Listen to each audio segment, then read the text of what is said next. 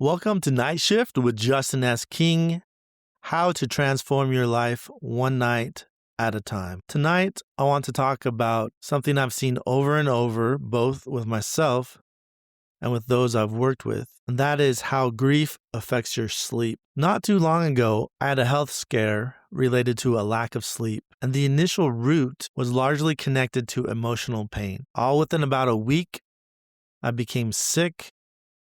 I ended a long-term relationship. I was moving, and everything I owned was stolen except for a week of clothes, my dog, and my laptop. This, coupled with a move, affected my habits and my sleep. Today, I want to talk about grieving and how it affects sleep. If you are stuck in one area of your life or in many areas, if every day seems the same and it's been that way for a while, there may be specific things that you are unconsciously or consciously holding on to that it's time to let go of.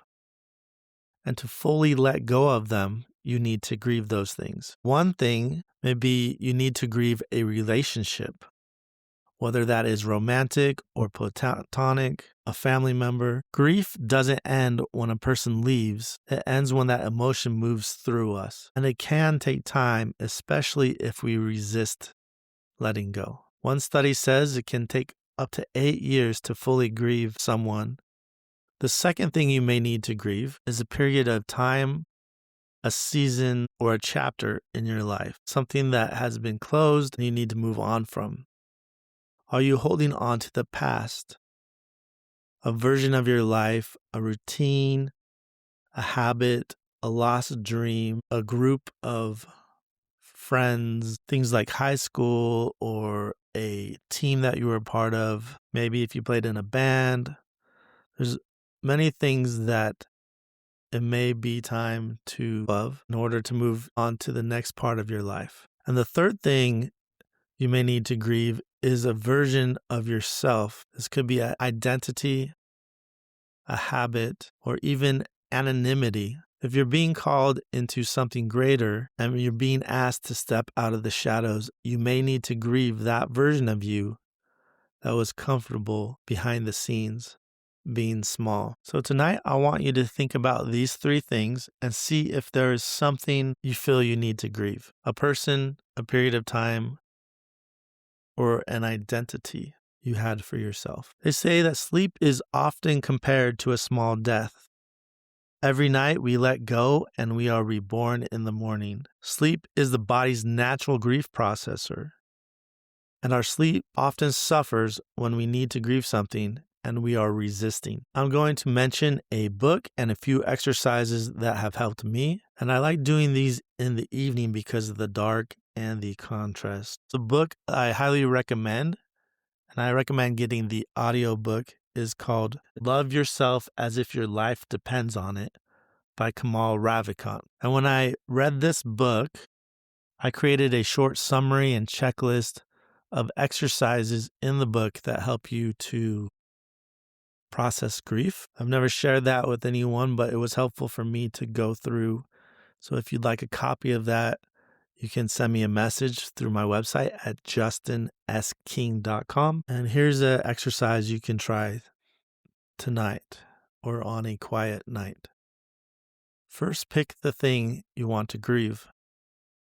Is it a person, an identity, a season of life? It may be helpful to light a candle as you are writing, if you have one. Write the thing down you want to grieve. If there is a feeling or a pain associated with it in your body, what does that feeling feel like? What is the pain? Where is it located? If it was a color, what color would that be? Is it moving or is it stagnant? Is it still? You can describe it in writing and write for 5 to 10 minutes about that thing. Why have you been holding on to it? What did that thing mean to you? What are your feelings, your raw, true, real feelings about it? And why you are ready to let it go now. Even if it's just a part of that thing of letting it go now, this can be helpful. The fourth thing is there anything physical that you have related to that person or that time in your life. Photos, gifts, belongings. One of my mentors strongly suggests if you're grieving a relationship, of deleting that person's photos and anything that they've given to you. And at the very least for tonight, remove those things from your bedroom. The fifth thing is to feel the grief. Just sit or lay still and see if you can feel the emotion or see it in your imagination moving through your body. Pay attention without judgment how it feels. And if any thoughts come up, notice those thoughts and let them go. There's a natural cycle to emotions and to grief. And you may notice this cycle, or maybe nothing will come up. The sixth thing, once you've done that, you've processed that emotion or you've imagined it moving through you, you can open your eyes, you can tear up what you wrote down. And I believe it's very helpful to burn that thing in a safe environment. As I mentioned, that book has some very helpful tips on processing grief, especially relationship related. And a lot of time we may be stuck in life as an unconscious choice because we're still holding on to a season or a person or an identity that's time to let go of. I've seen this in some of my emotion coaching sessions where a person was not ready to let go of a relationship or an emotion fully, and that's okay because it taught them a lesson, and as they held on to it, at a future time, they were able to let go of it. It's always important to give yourself compassion in whatever you're going through, and it may be helpful just to have someone to listen to you. I hope this episode on grief and grieving has been helpful. If you try this out, I'd love to hear about it.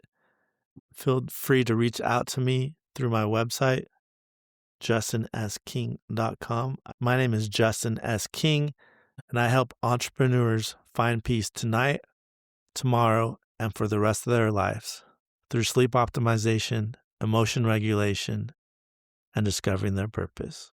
Good night.